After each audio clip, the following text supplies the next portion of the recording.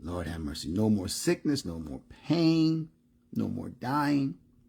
So everything we've been living for, everything we've been singing about, and everything we've been preaching and teaching and testifying about is going to become a reality.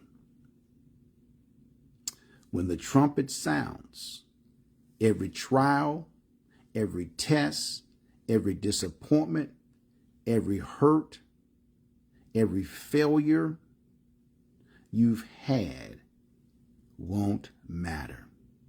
Every storm you've been through won't matter.